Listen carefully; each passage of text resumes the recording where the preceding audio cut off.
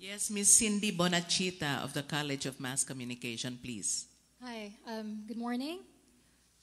Hi, Honorable Justice Antonio Carpio. Welcome to Dumaguete.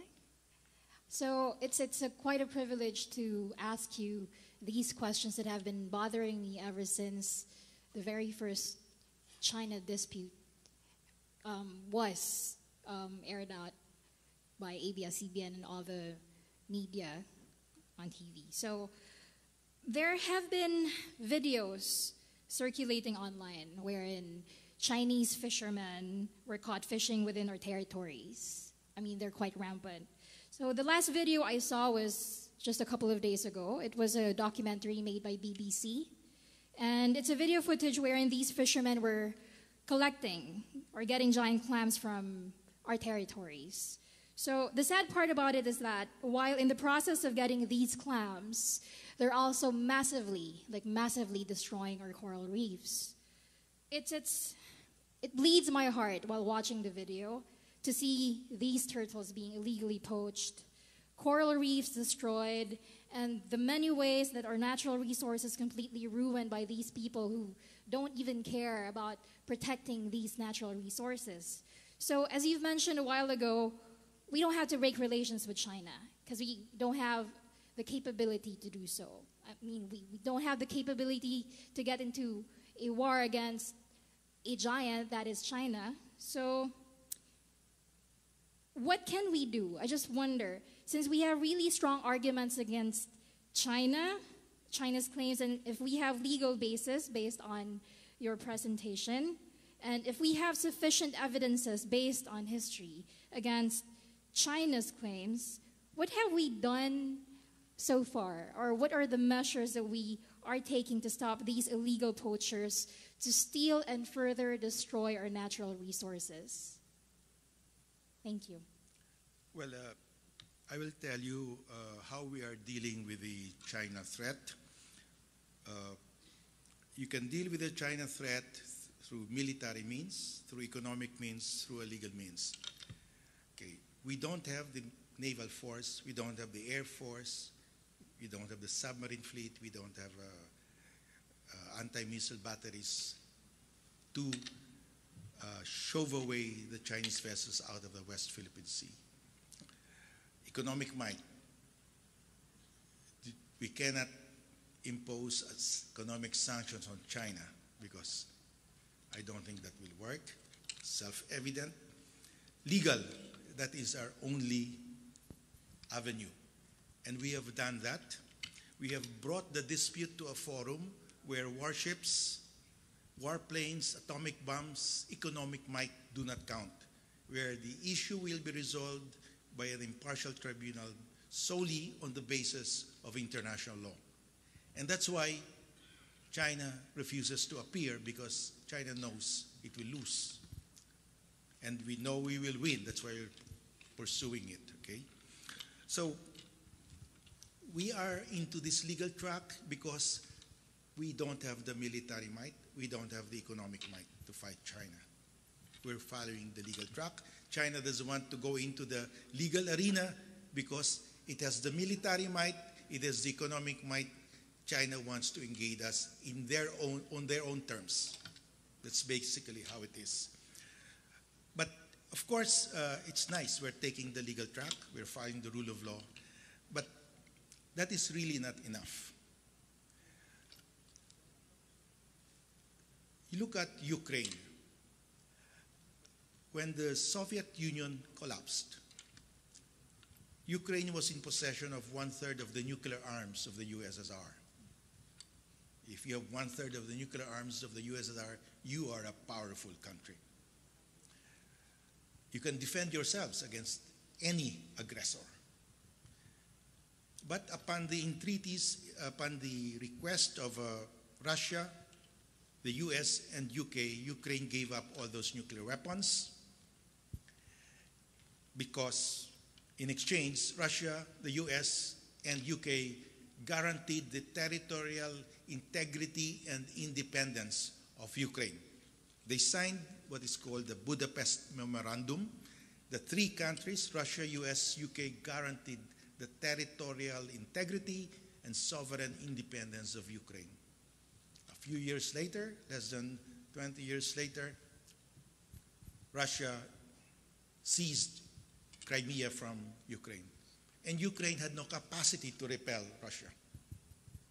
The lesson here is you cannot really rely on guarantees by third countries, on allies. At the end of the day, you have to rely on your own self-defense to survive in this world. Throughout history, many countries were erased from the map because they failed to maintain a credible self-defense force. We've been lucky. Since 1945, we have not had any external aggression. This is the most recent one, the only one so far. But 45 to the present, it's a short period of time. We have to imbibe the culture of national security. There is no free lunch in this world. We have to maintain a credible self-defense force, no matter what. And it's a sacrifice because you have to allocate resources from education, from social services, infrastructure, into self-defense. And sometimes you see it as a waste of money. There's no aggressor, but you can never be sure. Suddenly, there is an aggressor now, and we have to defend. And we have the weakest military in this entire dispute in the South China Sea.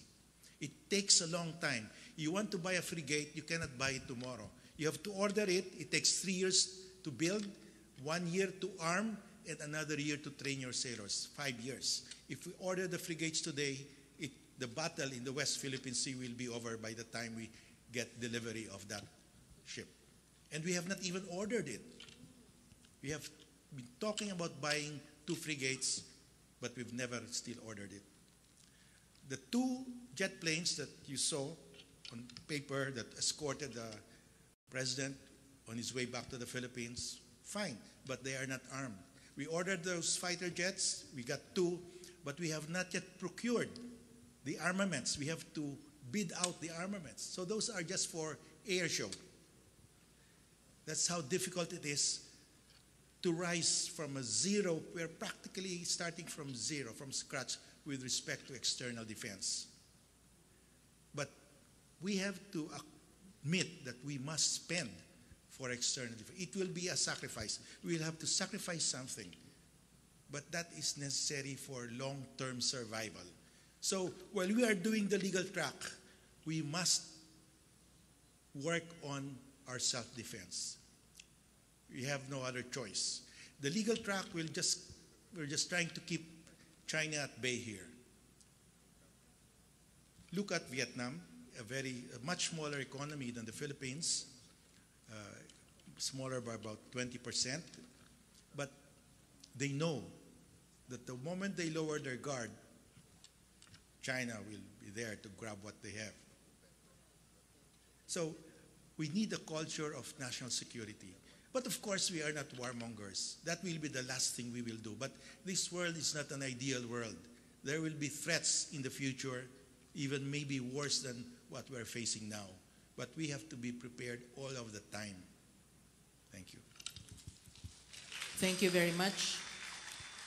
Yes, Kimberly Flores. Hello, good morning. I have a question.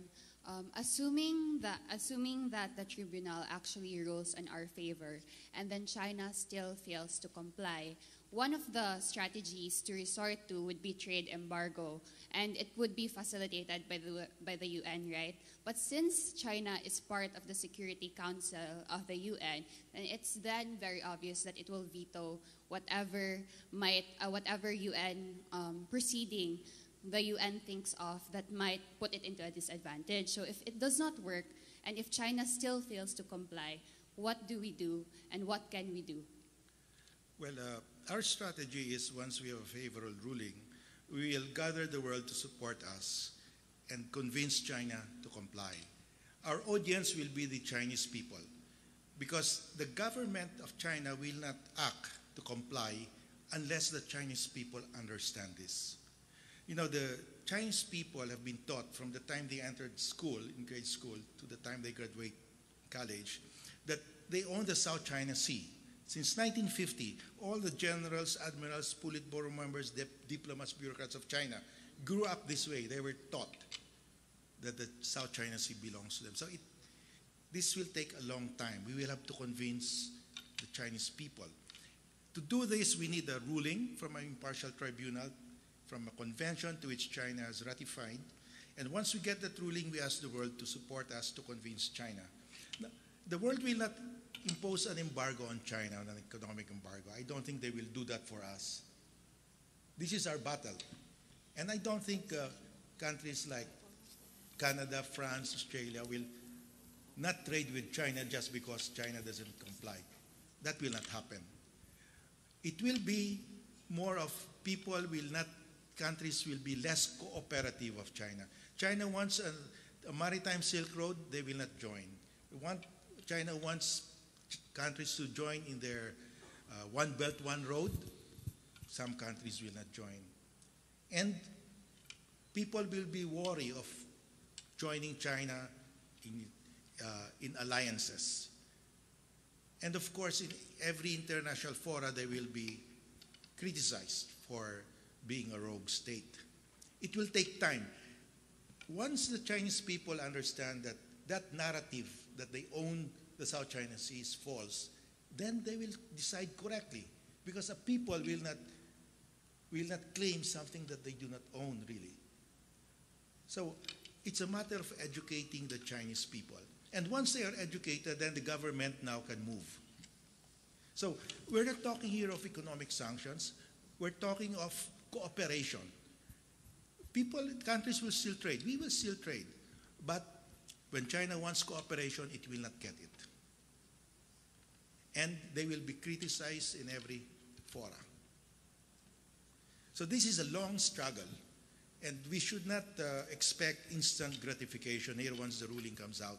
We must steel ourselves for a very long struggle. I call this an intergenerational struggle, because it will take a long time before the Chinese people will realize that that historical narrative is totally false. But once they understand that, I think they will comply. I've seen some of the scholars of China who understand, and they said, yes, that's really not a true story. But they said, we cannot say anything, but we know it's wrong. But the moment the people understand, have the same view, then you know they will decide correctly. But we need that ruling, because right now it's China's word against our word. So we need a third party, impartial tribunal authorized under international law to make that ruling. Thank you. Thank you very much. At this point, may I acknowledge the presence of Dr. Rolando Del Carmen, sir, outstanding Sillimanian awardee in the field of law, together with his wife.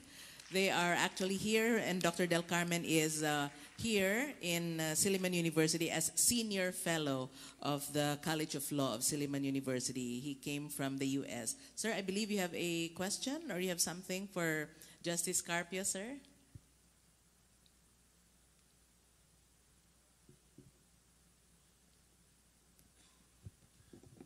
First of all, Justice Carpio, I must say that you did a terrific job, as nobody in the Philippines could, I guess, on this issue.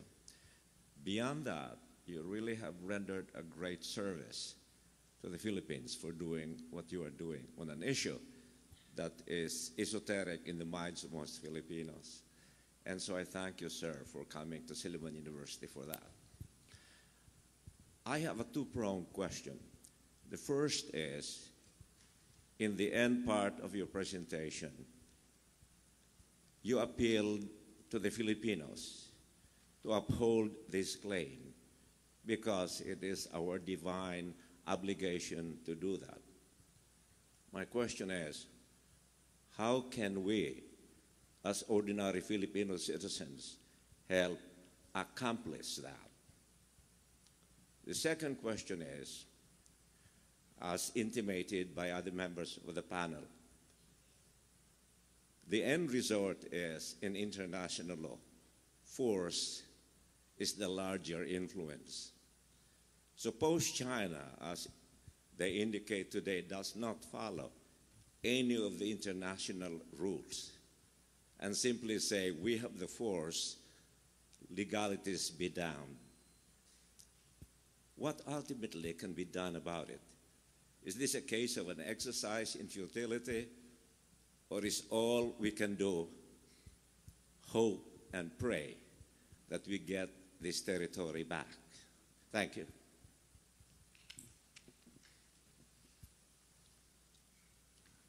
Thank you for that question, for those questions. On your first question, what can we all do?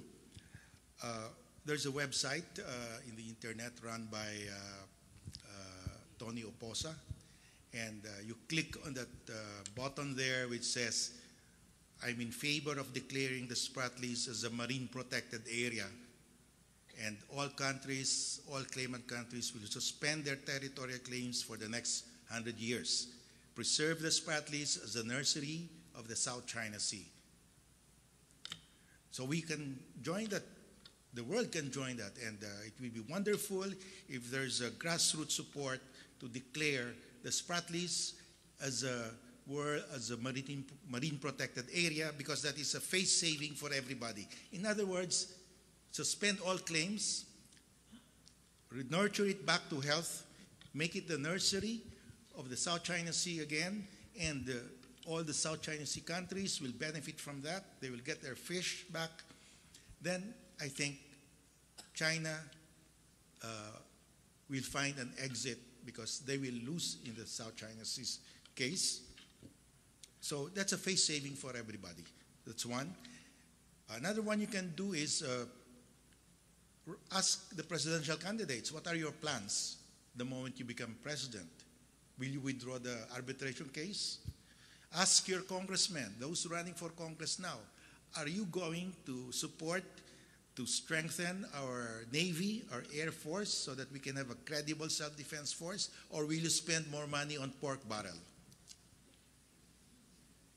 If we just forgo the pork barrel, the last time we struck down the pork barrel, it was at 25 billion a year. Just 1 year